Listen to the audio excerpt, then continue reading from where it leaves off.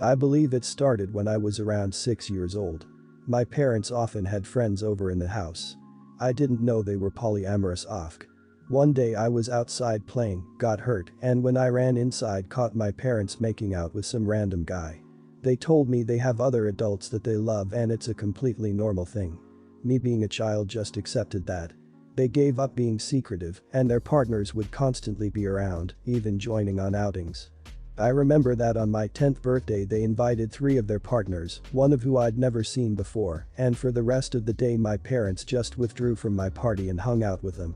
I never saw them doing anything explicit again, but they would kiss their partners, hug them, make flirty comments, something that would be normal between parents, but with many more people.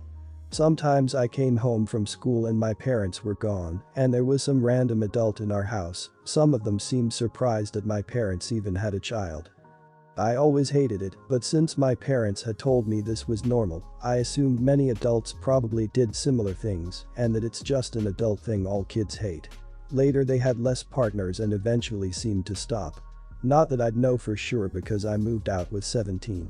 I didn't think about it anymore. A year ago I started therapy, other reasons. As usual, the topic of my upbringing came up and it brought back many feelings I wasn't aware of.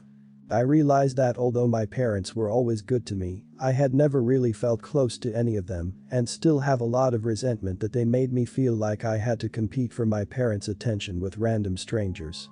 A while ago, I visited them and they told me they are going to take part in a documentary about polyamorous families and that the producers would like to include interviews with the children, so they would love if I could agree and tell everyone that polyamory doesn't mess kids up. All my resentment bubbled up and I said that I cannot agree because I would not be able to say anything positive. My parents looked shocked. I had never brought this up before and asked why, and I unloaded all that I always felt pushed aside. We barely had any family time without strangers intruding. It turned into an argument and I became loud and yelled that the truth is it did screw me up and they shouldn't have had a child if their number one priority was making love with the whole world. My mother cried and my father said I should probably leave. So I left and was shaken up for the rest of the week, but also felt regret because I've never made my mum cry before. Later my father sent me a message that was like, "We are sorry you feel that way, can we have a calm discussion about this soon?" Even though I tried to, it's like I can't reply. This argument brought something very emotional up in me.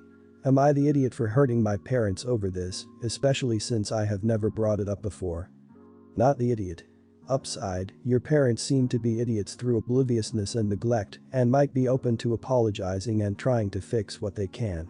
Maybe message your dad that you are not in a place to talk at the moment and will get back to them, then talk to your therapist and develop a timeline for when and how you can talk.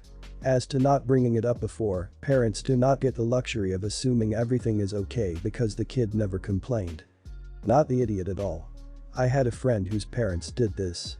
There was 3 of them though, and we all lived in an estate and a lot of the parents were involved. I didn't realize the full extent of everything until my parents told me when we were older. I always wondered why those kids were so unusual and seemed older or the cool. It 100% damages kids. I've seen it myself. The parents who partook the kids weren't super bad, but the parents' house it was held in were messed up from it.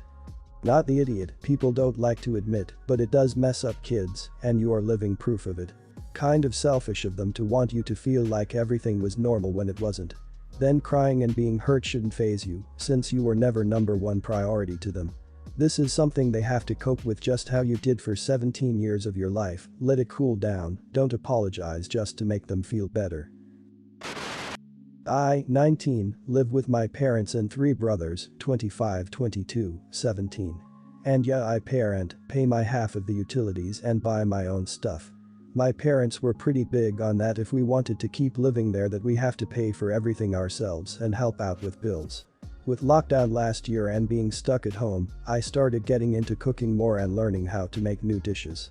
I bought some cookbooks for beginners and watched YouTube videos.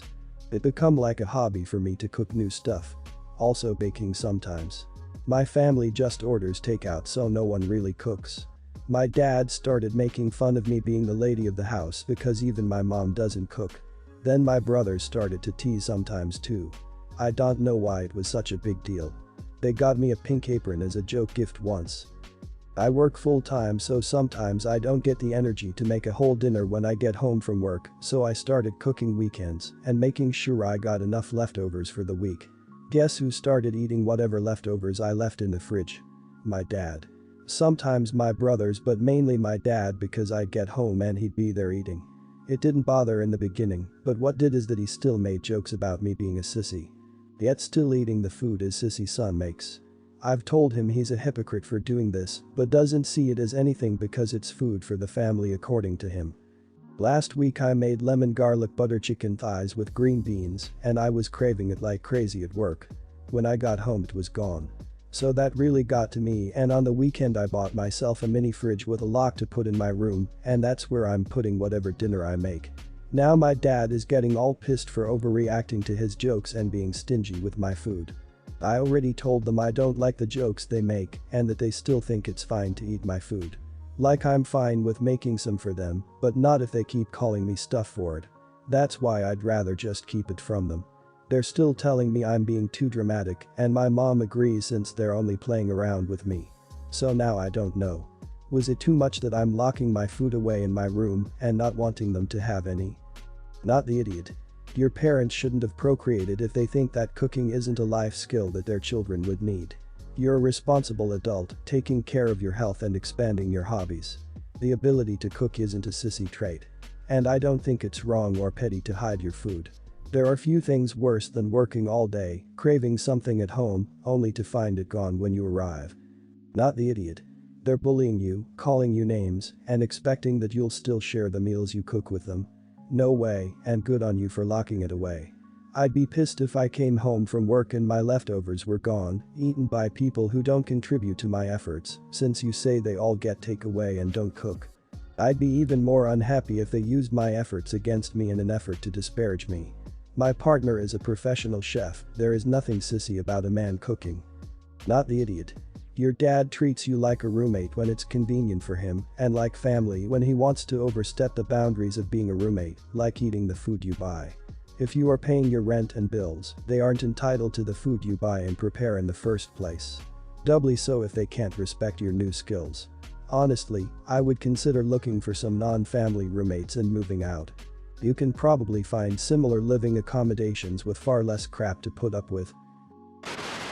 I work as a supervisor. I'm not going to say in what field to protect my anonymity. One of my staff members is a single mother of 4 children.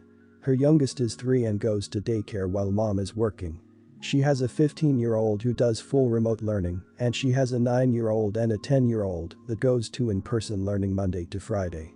Right before school started, the school offered her aftercare for her middle 2 children that she would not have to pay for, that would keep them in care while she finished her shift at work.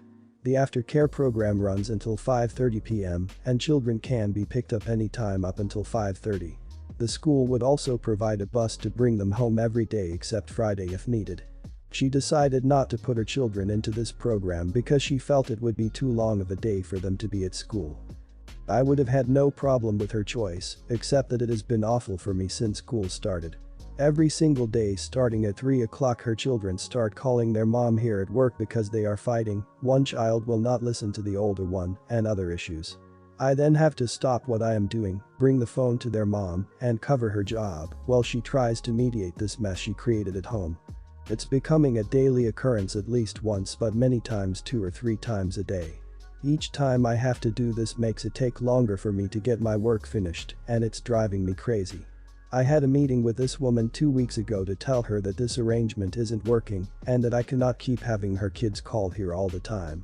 I offered to reach out to the school on her behalf to see if they would allow her children to do the aftercare program because the current situation is not working out. She said she would think about it, and a week later when I asked her about it again, she said she still did not want to put her kids into aftercare. Another week passed and another 10+ phone calls, and I've had enough. I told her yesterday that I was going to have to send her home an hour early every day so she could go be with her kids when they get out of school. She would still be full-time at 35 hours, still get paid time off and paid holidays. I told her that if she found an adult to care for her kids after school or put them into aftercare she could have her hours back, but until then, effective immediately, she would be leaving an hour early every day. 2 hours later her kids have enrolled in aftercare and the problem was solved. Now the rest of my staff, after only hearing her side of the story, are saying I was too harsh and that it wasn't fair of me to mess with her money situation. I felt that it was my only option in order to make things go the way they need to in the workplace. So, am I the idiot? Not the idiot, and for very different reasons already mentioned. It sounds like the 15-year-old was responsible for the younger kids when the younger kids finished school every day, and it doesn't sound like the 15-year-old could say no. Judging from all the phone calls your employee was getting, it also sounds like it was very stressful for the 15-year-old to look after them every day and wasn't working very well. Not the idiot. She shouldn't have allowed her home situation to disrupt the work environment. You told her to not let the kids call so much, but she wasn't able to fix the problem. You didn't tell her to put them in childcare, you cut her hours. It was a little harsh, but it was reasonable given the circumstances. With kids that age, they should have been able to keep it together and not have to call so much, or she should have been able to put her foot down. You're not the idiot. She had an option for free after-school care and she turned it down. And as a result, her children were causing disruption for at least 2 people. You should be far more patient than I would have. I would have just dropped her to 35 hours with benefits and the ability to pay time off. If she wanted 40 hours, she could then use her leave time until it ran out. If she was smart enough, she would have figured out what she needed to do, get childcare and ask to get the 5 hours back. Basically, I hid my girlfriend's skincare collection.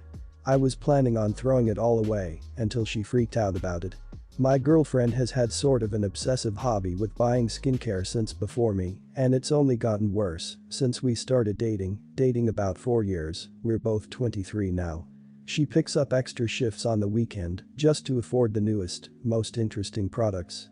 At first, I was supportive of her hobby, whatever makes her happy I guess. But lately, I've been struggling to understand why she buys these things. We have separate bathrooms and in every single drawer is another toner, cleanser, or exfoliant. She's in school to become a dermatologist, but seriously. I don't know anyone in school with this much of a collection. I've tried for months to tell her this isn't healthy and she needs help, but she tells me because she pays the bills in our apartment and for my food and other hobbies, she's allowed to do whatever she wants with her extra money. But to me, it's completely wasteful. She's already gorgeous with incredibly lovely pillow soft skin with not a single scar. She literally has the best skin everywhere on her body, it's like she's been freaking airbrushed. This doesn't matter to her though, as she is always having packages show up and new additions to her collection. Here's where I think I messed up. My girlfriend spends about 12 hours in a double shift at work, and after she left I decided to load all of her skincare in multiple black trash bags and just put them in my truck. I wasn't going to go crazy and throw them away, I know this stuff is worth $3,000 or $4,000. Some of this crap is literally in freaking boxes. I just wanted to try to show her she didn't need any of it. When she came home at around 12 a.m. exhausted and just wanted to wash her face, she has to, all of her products were missing, obviously. She immediately came to me in almost hysterics about how everything is gone and she thinks we were robbed. I told her we weren't and that she doesn't need all this stuff because she's beautiful already. I told her I took it away, didn't say where, because she doesn't need all this garbage. Within seconds her mood changed and she wouldn't even look at me. She took her blankets to the couch and slept there, crying. She was being so dramatic I decided to just get the stuff from my truck. I brought the bags in and dumped them on the floor and she started sobbing. She said some of them were gifts from her father that passed away and she thought she would never get to see them again. He apparently wasn't good at gift giving but knew this passion of hers. Yeah. Am I the idiot? I literally gave her the stuff back and I don't believe her dad would just suddenly give her gifts, as she said in the past he struggles with buying gifts. I really don't want to lose her, I want to marry her. She's the most beautiful woman and kind soul I've ever met. You're the idiot, and what the hell is wrong with you? How on earth did you think this was anything like a good idea? It's her stuff. You have separate bathrooms, so it's not like it's encroaching on your space. Leave her stuff alone, man. This is a hobby that doesn't really affect you in any way, so why on earth do you care what she does with her skin and her money? I hope she uses this little episode and motivation to dump you and find an actual man who will respect her and her things. You're the idiot. You decided that her collection, from which she derives pleasure and which isn't hurting anyone, a collection that also applies to the field in which she's training no less, was unnecessary and decided in your infinite wisdom to get rid of.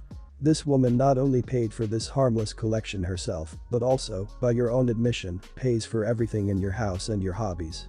How in the double hockey sticks could you possibly think this was a good idea? You are the idiot, so she is in school to become a doctor, possibly med school at her age. Her passion is dermatology, and you clearly like the results of her passion by calling her skin airbrushed and perfect. On top of this, she works and pays all of the bills. No doubt you are a raging idiot. Based on her paying for everything including food, bills, and other hobbies for you, I'm assuming you don't work. It is her money, she is supporting both of you. You are the idiot. This has caused such an uproar in my family, and I feel like I'm going crazy over here. Like, don't come to Christmas uproar. About 3 weeks ago, I was babysitting my nieces. They're 9 and 11. My sister is a big feminist, so am I, who always makes her feminism a huge part of the way she's raising her kids. Like, talk about raising her kids at all, feminism comes up. I was playing dress up with the girls, and the older one mentioned that she thought the game was silly because it doesn't matter what you look like, it's what's on the inside that counts. I told her that we didn't have to play anymore and asked her to tell me more about the it doesn't matter what you look like because I would like to learn.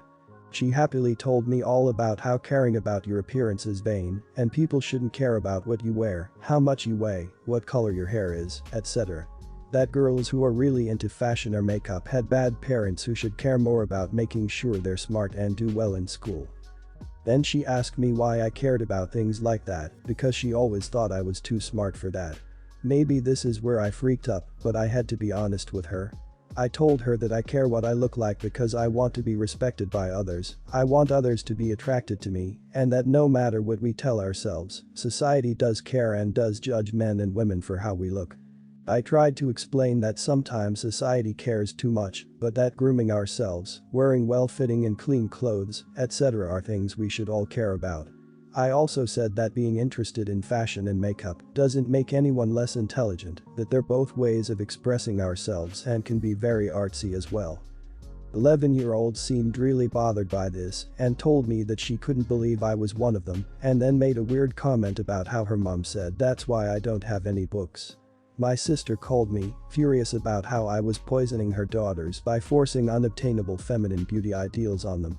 At no point did I say that they had to maintain a size 2 figure, shave, have long hair, spend thousands on designer clothes, etc. But she's making it out to seem like I babysat her kids and now they're destined to become Serena van der Woodsen. Am I the idiot? My family sure as hell thinks I am. Not the idiot. First, feminism isn't one standard. It's just about basic gender equality. To say a woman who cares about her looks or cares about anything your sister disagrees with is not a feminist is the antithesis of feminism. Second, you are right. Personal grooming does reflect a level of self-respect. A better lesson is to not compare oneself with others to the point one feels less than. But self-respect does not include degrading others for their choices. Sort of you are the idiot, this totally depends on context, and it's worth bearing in mind that at 11 years old your niece may not be able to fully understand every aspect of what you are saying. I think you need to think about how an 11-year-old would interpret what you told her. Is she going to understand that you mean it is nice to be well presented, or will she hear it as if you're overweight people won't like you? There's clearly a big difference, but how she interprets it is important.